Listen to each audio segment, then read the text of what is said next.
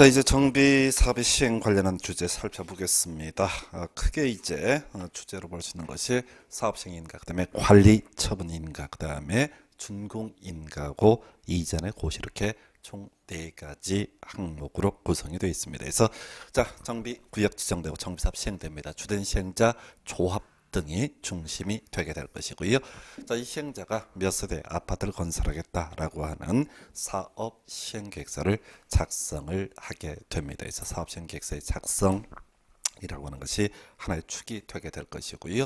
그리고 이 확정 짓는 것이 바로 사업시행 인가라고 부르게 됩니다. 그리고 이 건설 계획이 확정이 되면은 이제 공급 계획, 자 101동 101호 누구한테 분양을 할 것인가라고 하는 거 관리 처분 계획이라고 부르게 될 것이고요. 자, 이 관리처분 계획 확정 짓는 것을 관리처분 계획의 인가 또는 관리처분 인가 이런 표현을 쓰게 됩니다. 그래서 먼저 나오는 것이 사업시행 계획서의 작성에서 시행자 정비 계획에 따라서 다음의 사항이 포함된 사업시행 계획서를 작성한다라고 되어 있어요. 상당히 어렵죠. 그래서 일단 기본 축부터 보십시다. 지금 시장군수라고 하는 사람이 앞에서 정비 계획이라고 하는 것을 수립을 했던 바가 있습니다. 그래서 자, 지금 사업 시행 계획서라고 하는 것은 자기 멋대로 시행자가 5,000세대, 3,000세대가 아니라 바로 정비 계획에서 대강의 윤곽 제시하거든요. 건폐율, 용적률 이런 것들 소위 이제 정비 계획 제시한 범주 내에서 뭐 500세대 아파트를 뽑겠다, 600세대 아파트를 뽑겠다라는 식으로 사업 시행 계획서를 작성을 하게 됩니다. 그래서 내용이 상당히 많아요. 그래서 일단은 이 사업 시행 계획서 내용을 평가함에 있어서는 건설 계획이다. 이게 핵심이에요. 나머지는 이슈가 안 되고 기본적으로 건설 계획 달리 얘기하게 되면 분양에 관한 부분은 사업 시행 계획서의 내용이 될 수가 없고 분양에 관한 부분은 관리 처분 계획의 내용이다. 이렇게 이제 가셔야 되는데 거기 이제 보게 되면 6번, 7번, 8번인가요? 토지 이용계획, 건축물 배치 계획을 포함한다. 그 다음에 자, 건축물의 높이 용적 늘어가는 건축계획, 정비 기반시설, 공동 이용시설 설치 계획 등에서 이렇게 세 개 개념상 뭐라고요? 집 짓는 계획입니다. 집 짓기 가는 거죠. 그래서 101동을 어디다 배치하고 102동을 어디다 배치하고 그리고 이 101동은 몇 층까지 뽑고 그리고 우리가 주택단지를 만들어 갈 때 주택만 있는 게 아니라 도로 같은 거 필요하잖아요. 이게 정비 기반 시설 이렇게 가서 자 그렇게 세 가지 묶어서 집 짓기라고 보게 될 것이고 그 다음에 거기 이제 5번인가요?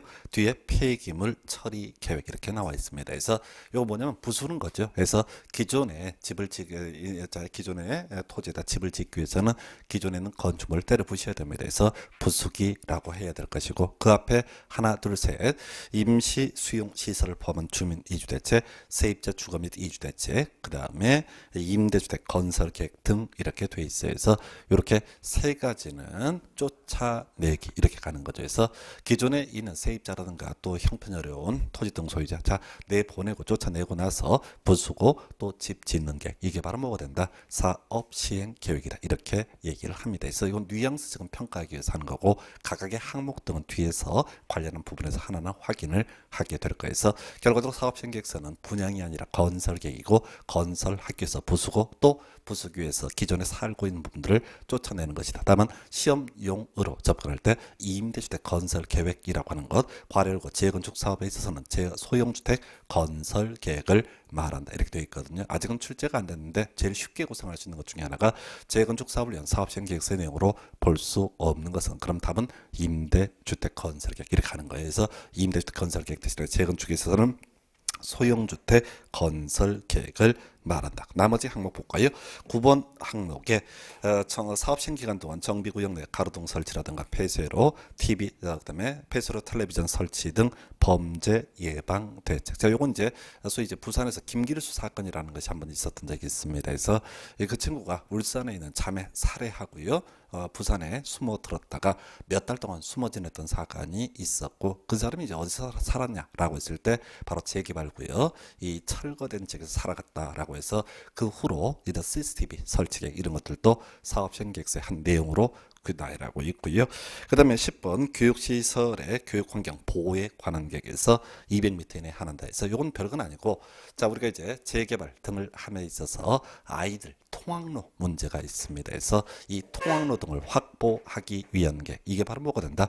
교육시설의 어떤 보호에 관한 게 갈 것이고요. 그 다음에 좀 특이한 게 정비 사업비라고 하는 것이 문제인데, 원래 돈 얘기는요 보통 관리처분 계획에서 주로 문제를 삼습니다. 그런데 최근에 이 사업 시행 계획서에 정비 사업비라고 하는 것도 추가가 됐습니다. 그래서 뭐 큰 의미는 가질 수 없겠고요. 일단은 그 밑에 이제 문제 같은 걸 보게 되면 답이 3번인가요? 사업 시행 계획서에 관한 내용으로 틀린 것을 고르셔서 뭐 분양 이런 얘기 나와 있죠. 해서 이건 큰 뉘앙스 보시는 거야. 그래서 이 사업 시행 계획서의 내용으로 볼 수 없는 건 뭐라고요? 분양이라고 하는 것은 소위 나중에 어디에서 관리 처분 계획에서 문제가 되는 것이지, 어디에서 사업 시행 계획서는 문제가 되지 않는다. 아주 큰 틀의 그림을 묻는 거예요. 그래서 그 얘기는 뭐 말도 안 되는 얘기를 하나 넣어놓고 있는 건데, 최소한 분양에 관한 부분은 바로 사업 시행 계획서의 내용은 될 수가 없다. 이렇게 잡아야겠고요. 다음 페이지 넘어가서 특례라고 해서 사업 시행자 일부 건축물의 존치 리모델링에 관한 내용이 포함된 사업 시행 계획서를 작성해서 사업 시행 인가를 신청할 수 있다 해서 큰 의미 없습니다. 원래는 다 때려 부시고 새로 짓는 게 사업 시행 계획서인데, 경우에 따라서 일부 건축물의 존치 등도 가능하다. 자, 중요한 지문 아니고요. 그 다음에 인가 신청 등에 있어서는 뭐 큰 이슈는 되지 않겠고, 거기 이제 인가 사항이라고 하는 거 나와 있습니다. 그래서 자, 사업 시행 계획서 작성했습니다. 그러면 시장 군수에게 인가 받아야 합니다. 자, 그리고 시험 지문에 답이 안 되는 것 중에 하나가 바로 인가 사항의 변경이라고 해서 예외 나와 있죠. 해서 신고사항이라고 되어 있어요. 그래서 패턴 기억을 하셔야 됩니다. 앞에서 우리가 재개발조합 설립할 때 동의받고 설립 인가 받아야 된다. 근데 정관의 내용을 변경할 때 기본적으로 동의받고 또 인가 받아야 되는데, 경미한 사항을 변경할 때는 어떻다? 신고하면 된다라고 했었죠.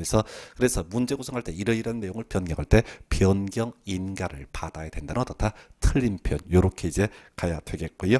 그런데 거기 이제 그 160페이지 첫 번째 박스에 변경 인가를 받아야 된다. 옳게 출제가 됐어요. 특이하게. 그게 뭐냐면 괄호 열고 있는 부분을 가지고 끌고 들어오는 바람에 옳게 나왔는데, 그 지문 하나에 현혹되지 마시고, 자, 묶어서 이러이러한 사항을 변경할 때는 어떻게 해라? 바로 변경 인가를 받아야 된다는 다 틀린 표현. 요렇게 가시는 게 좋습니다. 딱 하나 예외 항목이 거기에 구성이 되는데 큰 이슈는 되지 않겠고요. 오른쪽 페이지에 자, 지금 보니까 인가를 위한 절차 중에서 교육감 등과 협의 뭐 중요치는 않죠. 해서 지금 앞에서 사업 시행 계획서의 한 내용으로서 교육 환경 보호에 관한 게 이런 게 들어갔거든요. 그래서 혹시 사업 시행 계획서에 근처에 200m 내 학교 등이 있어가지고 교육 환경 보호에 관한 게 이런 것이 포함이 된다라고 했을 때 시장 군수가 사업 시행 인가하기에 앞서서 교육감 등과 협의를 해야 된다. 큰 쟁점 안 되고요. 그리고 답이 됐던 것 중에 하나가 건축위원회 심의, 요거 하나 외우셔야 되죠. 따로 20회 때 답이 됐었고, 자, 지금요 정비사업은 기본적으로 정비구역 내에서 이루어진다. 한편 이 사업시행 계획서라고 하는 것은 자기 멋대로 작성하는 것이 아니라 정비 계획에 맞춰서 작성을 해야 된다. 이렇게 설명을 드렸습니다. 자, 가볼까요? 자, 지금요 정비사업을 합니다. 그런데 지금 문제가 되는 게 뭐냐면 재건축이에요. 자, 정비사업은 기본적으로 정비구역 내에서 이루어지게 되는데, 재건축은 정비구역 밖에서 같이 묶어서 이루어질 수도 있다. 그래서 정비구역 내 재건축에 있어서는요 별 문제가 없어요. 왜? 사업시행 인가를 함에 있어서 기준점 바로 정비 계획이라고 하는 것이 나와 있습니다. 그런데 지금 문제가 되는 게 재건축을 할 때 정비구역 밖의 재건축, 정비구역과 밖의 재건축에 있어서는 기준점이 없어요. 기준점이 바로 정비계획은 정비구역만을 대상으로 수립하기 때문에, 그래서 이 정비구역 밖의 재건축에 대한 사업시행 인가를 하고자 할 때는 건축위원회 심의라고 하는 따라 추가적인 절차가 요구가 된다라고 해서, 자, 그 기니까 외울 때 정비구역 밖의 재건축 그냥 건축위원회 심의를 거쳐서 인가할 수 있다. 요 정도로 가겠습니다. 그래서 그 정도, 요것도 이제 중요한 이슈가 됐었고, 그 다음에 역시 19회, 20회, 21회 계속 중요한 출제 포인트를 구성하고 있던 것이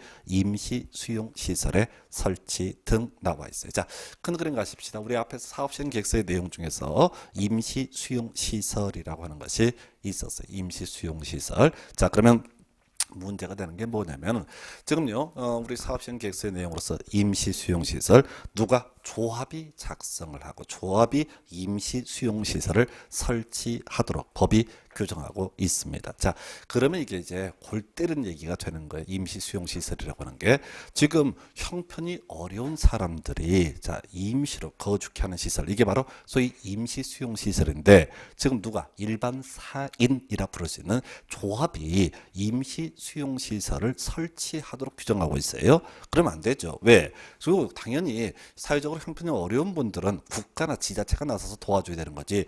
조합이 무슨 뭐 자선사업과도 아니고 임시 수용시설을 조합 보고 설치하라고 하는 것은 사실 문제가 있습니다. 그래서 우리 정비법에서는 이런 임시 수용시설의 설치를 위해서 조합이 요청을 하게 되면 시행자가 요청을 하게 되면 자 국공유지 또 건물 등을 무상으로 쓸 수 있게 하도록 하고 있습니다. 그게 이제 이게 길게 나와 있는데 핵심은 자 임시 수용시설에 필요한 토지 건축물 이 사업 시행자가 사용 신청을 하게 되면 어떻다? 국가지자체는 무상으로 쓸 수 있게 해줘야 된다. 이렇게 갈 것이고요. 자, 시험에 나오는 것은 바로 예외가 있습니다. 제3자와 매매 계약을 체결한 경우 나와 있죠. 그래서 우리가 이제 외울 건 딱 한 가지예요. 제3자와 매매 계약을 체결한 경우, 예, 이때는 신청을 거절할 수 있다. 이렇게 돼 있어요. 제3자와 매매 계약을 체결하면 어떻다? 이때는 신청을 거절할 수 있다. 자, 그래서 개념이 뭐냐면 자 보십시다. 지금요. 자, 국공유지가 있습니다. 자, 이 국공유지에 대해서 지금 임시 수용시설로 쓰기 위해서 사용 신청을 했습니다. 근데 이 문제의 토지 부분에 대해서 국가지자체가 이미 제3자와 매매 계약을 체결한 상태입니다. 그러면 소유권 누구한테 있어요? 제3자입니까? 국가입니까? 했을 때 당연히 국가입니다. 왜? 아직 등기됐다는 얘기는 없으니까 매매 계약만 체결한 상태예요. 자, 그러면은 어떻다?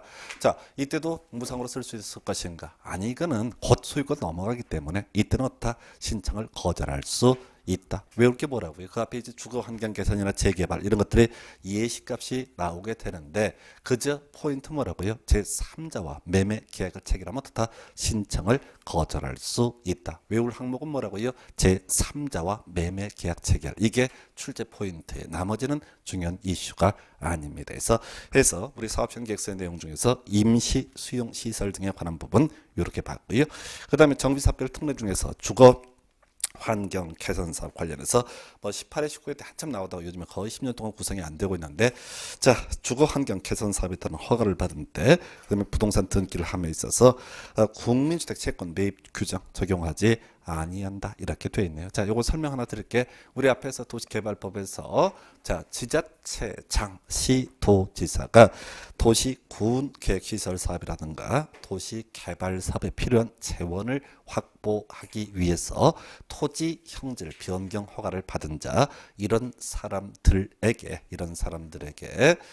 바로 강제로 돈 꾸는 제도가 도시개발 채권 이렇게 설명을 드렸습니다. 자, 한편 이 도시개발 채권에 대응해서 자 우리가 자세히 공부는 하지 않는데 국민주택 채권이라고 하는 개념이 있어요. 이 국민주택 채권이라고 하는 거, 자 허가를 받거나 등기를 하게 됩니다. 그러면 국가에서는 좋은 일 생기셨네요. 축하합니다. 돈 좀 꺼주세요. 라고 하는 개념이 뭐다? 바로 국민주택 채권이라는 개념이 되겠습니다. 자, 그런데 우리 정비 사업 중에서 이 주거 환경 개선 사업이라고 하는 건 뭐라고요? 형편 제일 어려운 동네죠. 앞에서 달동네 개선 사업이라 불렸던 그런 사업입니다. 이렇게 형편이 어려운 분들이 허가나 등기를 했다고 해서 이때 어떻다? 채권 매입조항 적용하지 않는다라는 얘기는 국민주택 채권을 매입하지 않아도 된다. 시험 문제는 간단해요. 적용하지 않는다 오른편, 적용한다 틀린 편 단순하게 출제가 이루어지게 됩니다. 그 정도고요. 그다음에 재건축 관련해서 나왔던 거, 자 조합원 전체 소유의 토지 건축물에 대해서는 조합 소유의 토지 건축물을 본다 해서 얘는 뭐 나와도 항상 옳게 나오는 지문, 중요 지문 아니고요.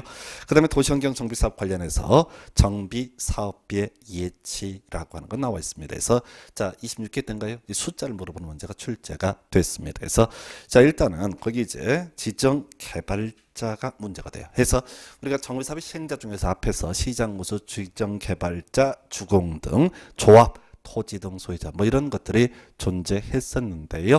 바로 지정 개발자 특정한 지역의 지주라고 생각하시면 좋겠습니다. 그래서 이 지주라고 하는 사람은 믿을 수가 없는 사람. 그래서 도시환경정비 사업에 있어서 지정개발자가 시행자가 되게 되는 경우, 자 100분의 20이라는 숫자죠. 바로 20%의 정비사업의 20%에 해당하는 금액을 예측해 할 수 있다라고 해서 요 정도까지 해서 주요한 내용 다시 정리하면은 주거 환경 개선 사업에 있어서는 채권 매입 조항을 적용하지 않는다. 자, 재건축에 있어서 조합원 전체 소유 토지 건축물에 대해서는 조합 소유의 토지 건축물로 보게 된다. 그리고 지금 도시 환경 정비 사업에 있어서 지정 개발자가 시행자가 되는 경우에는 자, 정비 사업의 100분의 20까지 예측해 할 수 있다. 이 정도까지 보겠습니다. 그래서 이 정도가 사업 시행 인가 등에 관한 쟁점이고요. 다 묶어서 1년에 최대 한 문제가 구성이 되게 됩니다. 그 다음 논의할 것이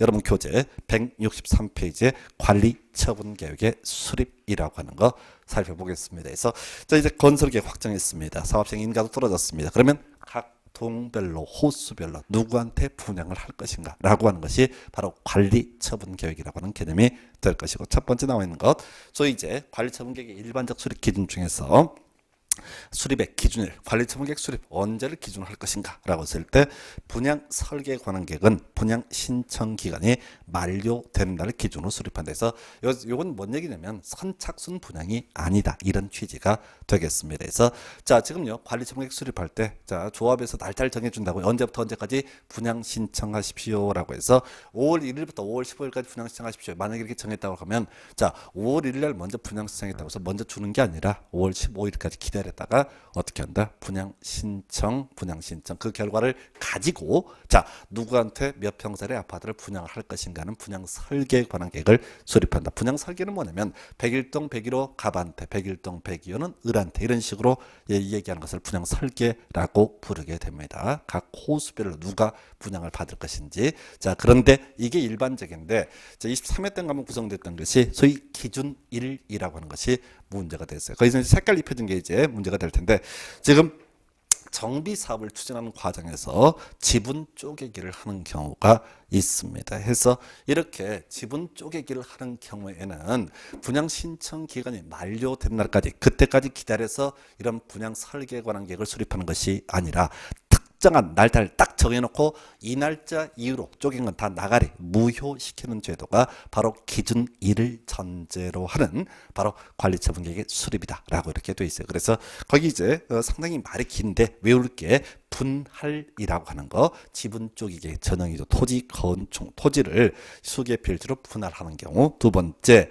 자, 단독 다가구 주택이 다세대 주택으로 전환, 키워드 전환이죠.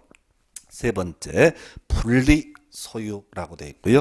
네 번째, 색깔이 안 입혀졌는데 증가라고 하는 것에서 자, 분할, 전환, 분리 소유, 증가라고 하는 이런 네 가지 경우에 있어서는 어떻게 한다고요?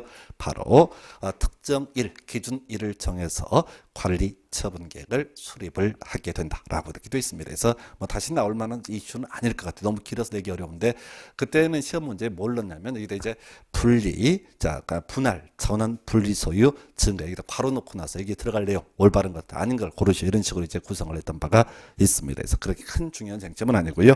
그다음에 적정 규모의 공급은 뭐 중요치 않고, 그다음에 이제 건축물 공유 지분의 교부라고 해서 자, 요거는 우리 앞에서 공부하실 때 환지 계획 관련해서 소위 증환지, 감환지, 입체 환지랑 같은 맥락이에요. 지금 일반적 수립 기준이라고 하는 것은 사실은 현실과는 별 관련이 없어요. 왜냐하면 실질적으로는 조례가 정하는 바에 따라서 달리 기준을 정하는 게 일반적인 모습입니다. 그래서 자, 재해 또는 위생상의 위해를 방지하기 위해서 토지의 규모를 조정할 특별한 필요가 있는데, 너무 좁은 토지를 증가시키거나 토지에 가름해서 보상을 하거나 건축물의 일부와 건축물에 있는 대지의 공유 지분을 교부할 수 있다라고 되어 있죠. 그래서 뭐 별 내용이 없는데 한번 답이 됐던 바가 있고요. 그래서 증환지, 감환지, 입체 환지랑 비슷한 흐름으로 보시면 좋겠습니다. 자, 그 다음에 현금 청산.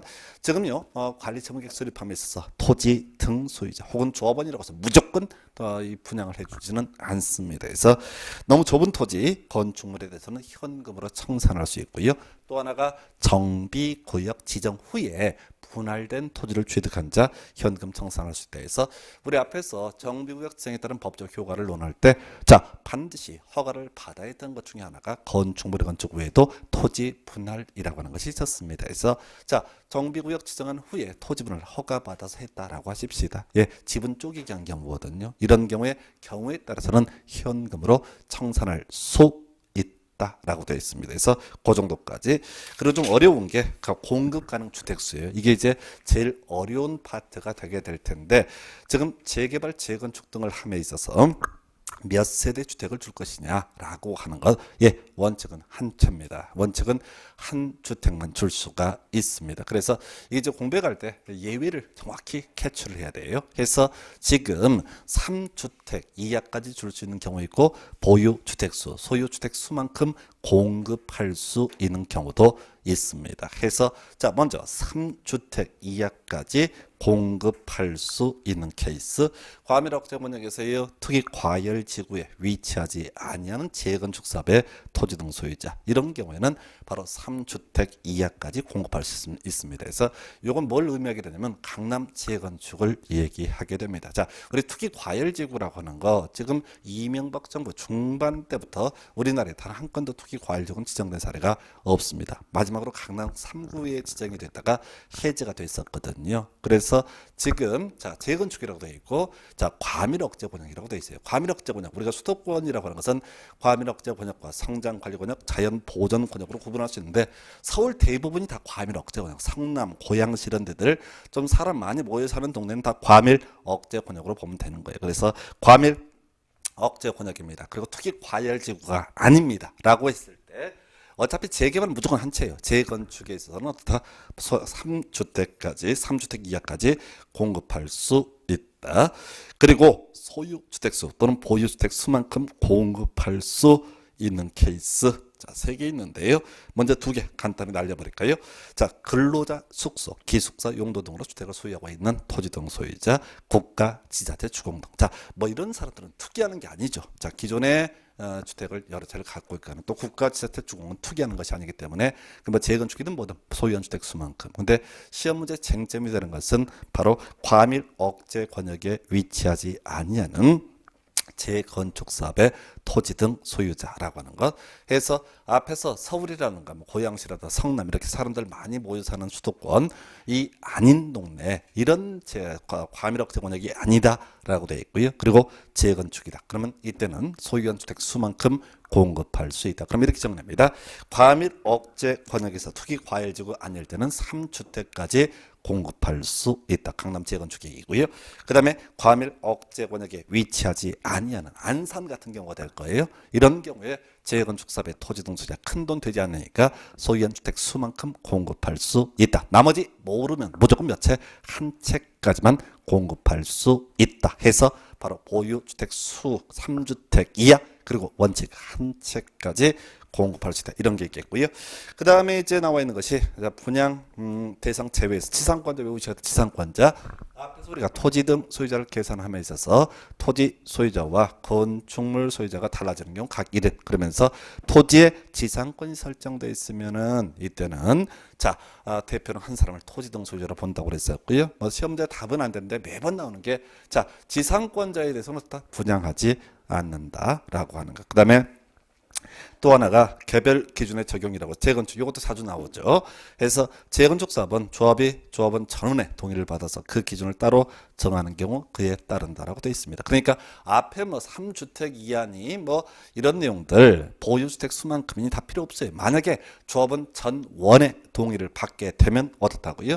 이때는 소유한 주택 수만큼도 공급을 할 수가 있게 되는 거죠. 그래서 실질적으로 앞에 이제 소위 관리처분계획의 일반적 기준이라고 하는 것은 말 그대로 시험을 위한 시험이지 실질적인 부분과는 아무런 관련이 없다. 그리고 실무적으로는 다 시도 조례를 통해서 규제가 이루어지고 있습니다. 그 다음에 나와 있는 것이 관리처분계획의 내용에서 앞에서 우리 사업시행계획서의 내용과 비교해야 되죠. 사업시행계획서는 쫓아내고 부수고 집 짓기 등 건설에 관한 내용을 담고 있는 것이 바로 사업시행계획서. 그 한편 관리처분계획이라고 하는 것은 바로 분양, 공급에 관한 계획이다. 해서 내용이 많아서 아직은 출제가 안 되고 있는데 제가 색깔 아직 우리 법에 개정돼서 들어온 지 지금 4년 차가 됐는데 아직 출제 안 된 게 있어요. 바로 조합원에게 자 총회 개최 1개월 전까지 미리 통지를 해야 되는 항목이 있습니다. 그래서 색깔 입혀놨어요. 가격과 추산에.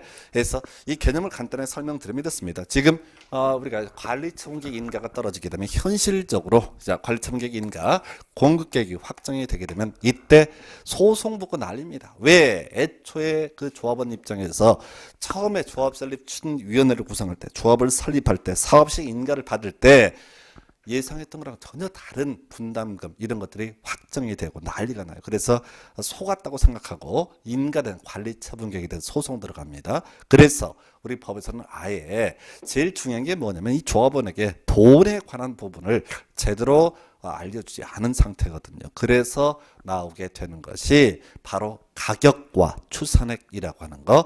가격과 추산액에 대해서는 총회 개최 1개월 전까지 미리 각 조합원에게 통지가 이루어져야 된다. 이렇게 정리를 합니다. 그래서 그 자세히 보지 마시고 그냥 가격과 추산액, 가격과 추산액 총회 개최 1개월 전까지 통지해라. 해서 취지가 뭐냐면 뭐 알고 도장 찍으라 이런 얘기입니다. 과거에는 이제 관리청객이든 뭐 사업식 인가 등 심지어 조합원 상당수가 그 귀찮으니까 복잡하니까 조합장에게 도장을 아예 맡겨놓고 이런 사태까지 많이 있었거든요. 그래서 나중에 소송 붙고 이런 문제가 많이 터지게 되는데 가격과 추산액 그 정도까지.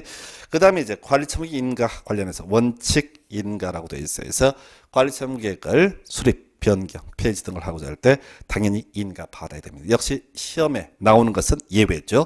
자, 경미한상을 변경하고자 할 때 이때는 어떻다? 바로 인가를 요하지 않는다 해서 신고해야 된다 해서 법에 원래 8개 있습니다. 다 외울 수 없어요. 그냥 우리가 외워야 될 것은 이러한 상을 변경하고자 할 때는 어떻다? 인가가 아니라 뭐야? 신고하면 된다 해서 앞에서 그 공부하셨잖아요. 재개발조합 설립할 때 원래 인가 받고 동의 받고 인가 받아야 된다라고 했었고요. 그리고 일정한 상 경미한 상을 변경할 때는 동의 필요 없이 신고로서 가능하다. 똑같은 구조입니다. 뭐가 됐든 간에 어차피 시험에는 예외가 출제가 되기 때문에 이러한 상을 변경할 때는 어떻다? 이때는 바로 원칙은 인가를 받아야 되겠지만은 시험에 뜨는 항상 예외 신고상. 그래서 시험 문제 구성할 때는 이러한 상을 변경할 때 인가를 받아야 된다. 이런 식으로 틀리게 구성을 하게 됩니다. 그 정도까지 넘어가겠습니다.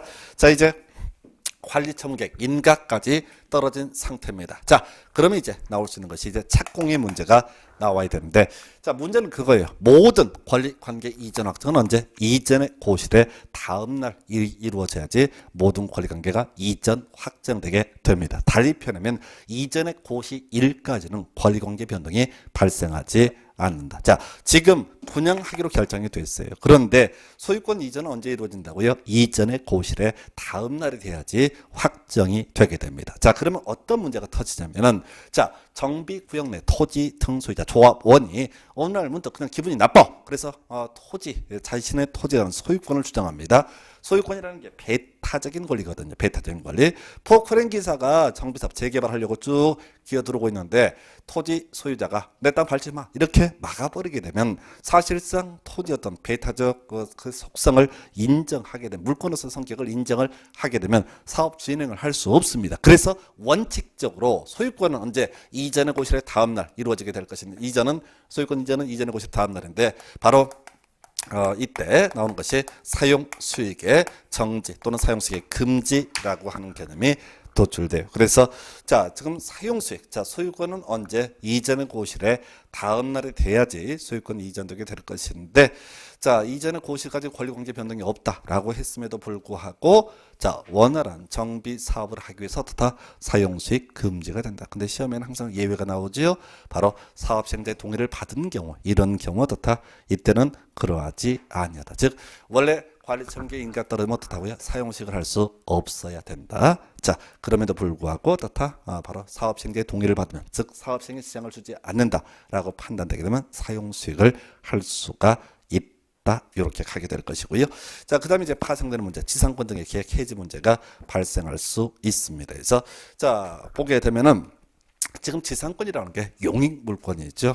그 전세권도 마찬가지가 될 것이고요. 해서 지금요, 관리처분계획 인가 떨어지면 사용세 금지가 된다라고 했거든요.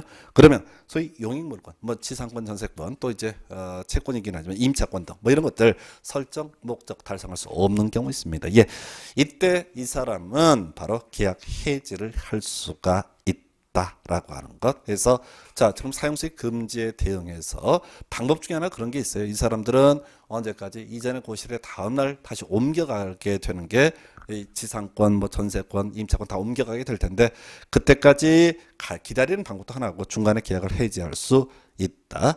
예, 그리고 자, 계약 해지하게 되면 집주인이 바로 돈 보증금 돌려줘야 될 텐데 문제는 집주인이 주식에 투자해 갖고요 말아먹은 케이스 있어요. 해서 보증금을 돌려줄 수 없는 상황이 있다. 그러면 이때 계약을 해지할 수 있는 자가 가지게 되는 전세금 등의 금전반환 청구권 바로 사업 시행자에게 대신 행사할 수 있다. 그럼 조합이 대신 물어주고요.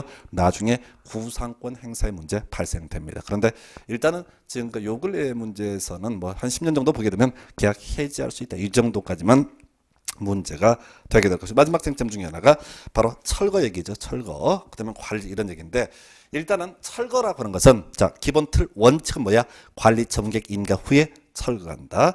근데 시험에는 항상 예외가 나오게 돼 있다고요. 자 관리 처분계획 인가 전이라도 어떻다? 철거를 할 수가 있다 해서 답은 안 돼요. 관리처분계획 인가 전이라도 어떻게 할 수 있다? 철거할 수 있다. 해서 거기 이제 뭐 어떤 경우 자 건축물의 붕괴 등 안전사고의 우려가 있는 경우 또 오범질의 우려가 있는 경우 등 미리 이런 일정한 경우 있으면 어떻다?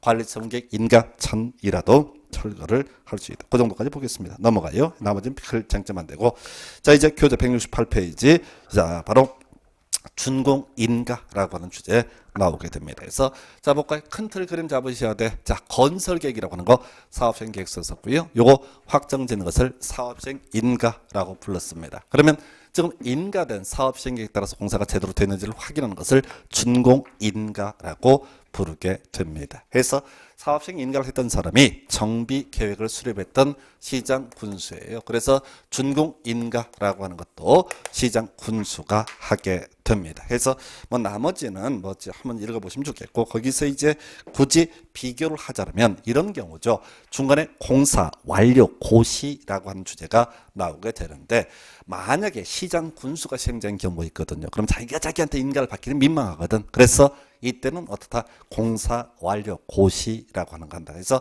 결과적으로 준공 인가의 고시와 공사 완료 고시는 똑같은 얘기예요. 똑같은 얘기고 다만 그 주체가 사업 시행자가 시장 군수가 아니었을 때는 준공 인가의 고시 그리고 시장 군수였을 때는 공사 완료 고시 그리고 시험 문제 쟁점이 되는 것은 준공 인가 전 사용이라고 하는 거예요. 준공 인가가 있으면 어떻게 할 수 있다? 사용할 수 있다. 그러면 준공 인가가 없으면 원래 사용할 수 없어야 됩니다. 근데 시험에 나올 수 있는 건 예외죠. 바로 준공 인가 전이라도 허가를 받으면 어떻게 할 수 있다? 사용할 수 있다. 해서 원칙은요 허가죠. 그래서 교재 몇 페이지? 169페이지.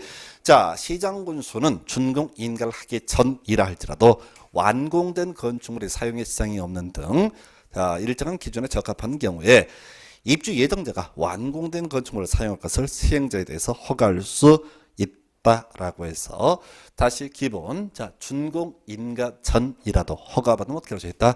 사용할 수 있다. 다만 시장 군수가 시행자였을 때 바로 앞에 나온 내용이죠. 이때는 허가 없이도 사용케 할 수 있다. 큰 쟁점은 안 됩니다. 그래서 그저 우리가 기억할 것은 준공 인가 전이라도 원칙적으로 허가를 받으면 어떻게 할 수 있다?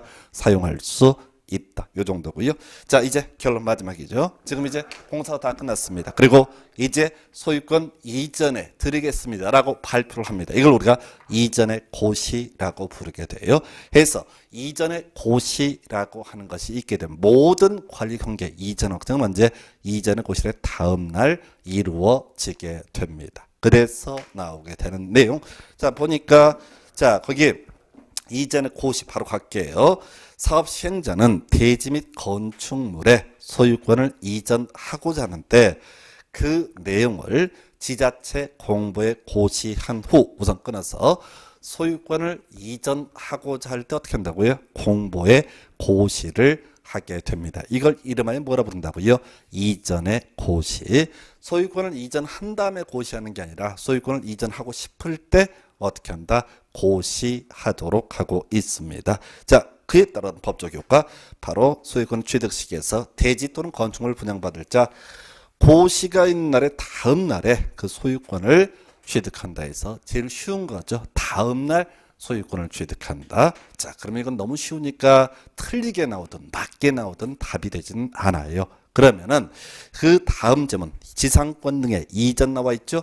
해서 외울 게 설정된 것으로 본다라고 이렇게 돼 있습니다. 그래서 자, 우리가 어떤 기존의 토지, 건축물 등에 있어서 자, 지상권이라든가 저당권 같은 각종의 권리가 설정이 되어 있었습니다. 그러면 이전의 고실의 다음 날이 되게 되면 소유권 옮겨가고요. 자, 그러면 당연히 지상권이나 전세권, 뭐 저당권 등 각종의 권리도 다 모두 언제 이전의 고실의 다음 날 옮겨가게 됩니다. 그 얘기를 우리 법에서는 설정된 것으로 본다라는 식으로 표현하고요. 자, 이 지문은 항상 옳게 냅니다. 그 앞에 경우수가 워낙 많기 때문에 그걸 축약을 해서 내게 될 것이고, 이 파트에서 옳은 것을 고르셔야 할 때 항상 내는 지문 중에 하나가 뭐라고요? 설정된 것으로 본다, 이렇게 가는 거예요. 그래서 중간 얘기는 계속 바뀌기 때문에 시험 지문 구성할 때 큰 이슈가 안 되고 뭐라고요? 설정된 것으로 본다라고 이렇게 돼 있어요. 그래서 고시가 있는 날의 다음 날에 자, 소유권 취득하고 나머지 권리도 같이 옮겨오게 된다. 그걸 이름하여 뭐라고 한다? 설정된 것으로 본다라고 되어 있어요. 자, 그리고 이제 다음 페이지 넘어가게 되면 자, 지금 다 넘어와야 돼. 넘어오는 건 별개의 문제로 지금 분양 받은 거하고 기존의 자산 가치를 비교했을 때 더 많이 받은 분도 있을 테고 적게 받은 분도 있을 겁니다. 자, 이게 바로 청산의 문제인데 거기서 별것도 아닌데 분할 징수, 분할 교부할 수 있다. 이것도 이슈가 돼요. 자, 원래 법 논리 구조로 보게 되면 이전의 고실이 있게 되면 이전의 고실의 다음 날 모든 권리관계가 이전 확정이 돼요. 그러면은 청산금의 문제도 이전의 고실의 다음 날 확정이 되고 이전의 고실의 다음 날 청산금 주거니 받거니 쌩 난리가 나게 될 겁니다. 실무적으로 너무 어렵겠죠. 그래서 자, 어떻게 하느냐 했을 때 정관 등에서 분할 징수, 분할 지급에 대해서 정하고 있으면은 자, 관리처분객 인가 후부터 이전의 고실까지 분할 징수, 분할 지급할 수 있다. 또, 자, 총회 의결을 거쳐서 따로 정한 경우에는 관리처분객 인가 후부터 이전의 고실까지 분할 징수, 분할 지급할 수 있다. 그래서 우리가 외워야 되는 것은 분할 징수, 분할 지급할 수 있다라고 하는 거 요렇게 하나 봤었고요. 자, 한편 청산금의 강제 징수. 지금 자, 이 청산금이라고 하는 거, 자, 분할 징수, 분할 교부도 가능하고 또 기본적으로 원래 법 체계상으로는 자, 이전의 고실 다음 날 확정이 되죠. 그랬을 때 자, 지금 만약에 시장구수가 아닌 시행자가 문제가 될 텐데 지금 돈을 내지 않는 것들이 있습니다. 그러면 시군구청장한테 징수를 위탁할 수 있고요. 소수에서 앞으로 공법에서 3번 나옵니다. 도시개발조합의 조합원의 의무 얘기하면서 바로 조합의 운영 경비를 납부할 의무가 있는데 조합원이 경비를 납부하지 않게 되면 소수료 4% 받고 시군구청장이 대신 받아줄 수가 있었거든요. 그리고 자, 역시 도시개발법에서 청산을 함에 있어서 돈 내지 않는 것들이 있다라고 했을 때 자, 바로 시장구수가 아닌 시행자는 시장군수한테 징수를 위탁할 수 있었고 자, 징수 위탁이 있게 되면 시군구청장 바로 100분의 4에 해당하는 금액을 시장군수한테 교부하면서 돈을 받아낼 수 있다. 요 얘기 있었고요. 그 밑에 문제 나와 있잖아요. 그래서 뭐 얘기 길게 돼 있는 50억 빙을 받았다, 뜯었다. 자, 4% 얼마냐? 2억. 이런 문제가 구성이 됐습니다. 그래서 하여튼 이 도시개발법에서 재작년인가 나왔던 것 중에 하나가 시군구청장한테 징수 위탁할 수 있다. 그럼 그 다음 단계에서 예상해 볼 수 있는 문제가 4%라고 하는 이 문제를 또 구성할 수 있습니다. 자, 그렇게 보셨고요. 또 하나 답이 되는 거, 자, 저당권의 물상 대위라고 하는 주제가 되겠네요. 자, 지금 우리 앞에서 이렇게 얘기했었죠. 자, 이전의 고실의 다음 날이 되겠면 소유권 넘어가게 되고요.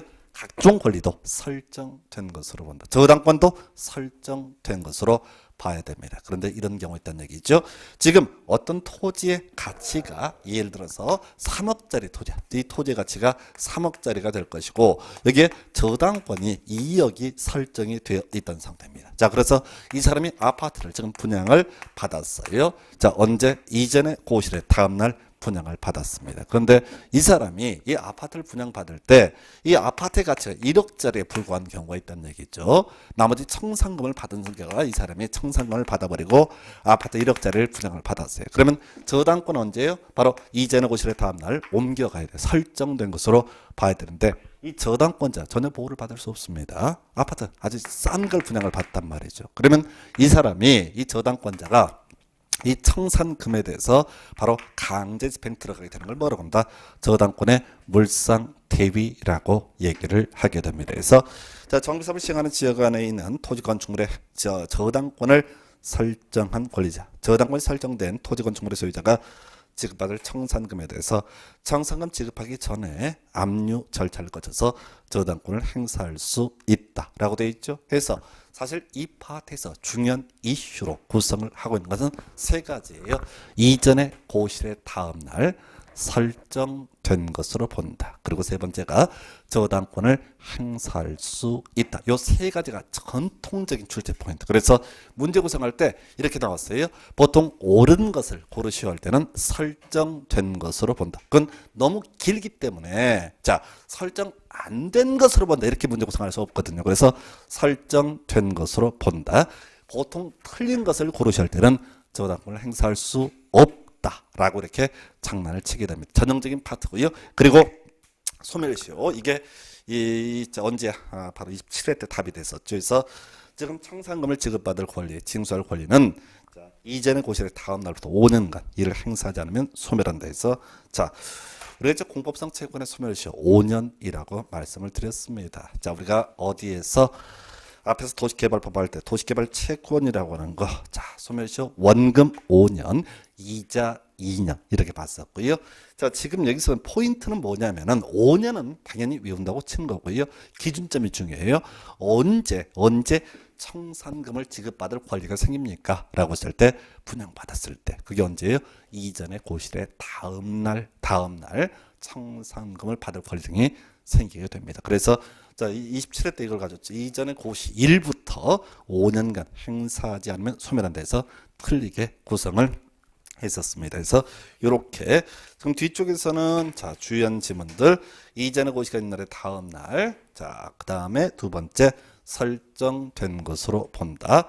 저당권을 행사할 수 있다. 이게 전통적인 출제 경역. 그리고 사이드로 계속 구성하는 게 분할 징수, 분할 지급할 수 있다. 그리고 최근에 나왔던 것이 이전의 고시의 다음 날부터 5년간 행사하지 않게 되면 시효로 소멸한다 해서 자, 이렇게 해서 오늘 정법 보시고 다음 시간은 건축법부터 이어서 하겠습니다. 수고하셨습니다.